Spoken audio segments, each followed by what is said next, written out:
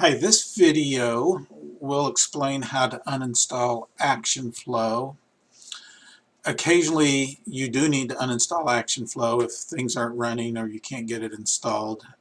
Normally you don't have to worry about this. Normally you can install it and ActionFlow gets automatically updated as we publish new versions. But occasionally, just the way computers are, some of those connections get broken and you need to uninstall ActionFlow. The first step you should take, here I'm going to close it. The first step you should take is to go to the Windows Add or Remove Program. So there's a couple ways to get there.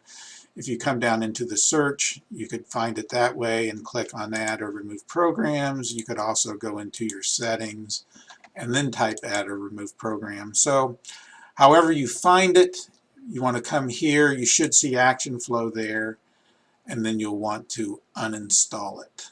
So I'm going to uninstall ActionFlow. Yes, I want to uninstall it. So it gives me a prompt to make sure I want to uninstall it, and I'll click OK. And it will now remove it from the computer. Now, sometimes, though, you do that and you still are not able to install ActionFlow. So there may be another step you need to take. ActionFlow uses a technology from Microsoft called Click Once, and that installs the program at a certain point on your computer. And where it goes is to C:\users Reis app data local apps, and then this 2.0 folder. Now in your case, whatever username you use to log into your computer, it should say that there instead of Reis. But the rest of it should be the same. So you'll see this apps, and then you'll see a 2.0, and then you'll see a couple other folders. I can double click on these, and you can see there's information there.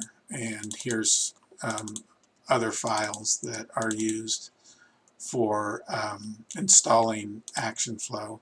Now it is possible that you do have some other Click Once apps on your computer. It's not likely, but it's possible. And if you did, then this would impact those other applications. It's not terribly common, so you probably do not. Because what I'm going to suggest you do, if you really need to clean out ActionFlow, is you come in here, you right-click on that 2.0, and you delete it. So in that way, I've totally cleared ActionFlow out of my computer, and now when I reinstall it, everything should be fresh. Again, if there were other Click Once programs on your computer, you may need to reinstall those as well. Once I've deleted that folder, I'm going to come to actionflow.net. I'm going to open any browser. It can be Chrome or Edge or whatever. I'm going to go to actionflow.net, click on Tools, Install ActionFlow, and then I'm going to click on this button.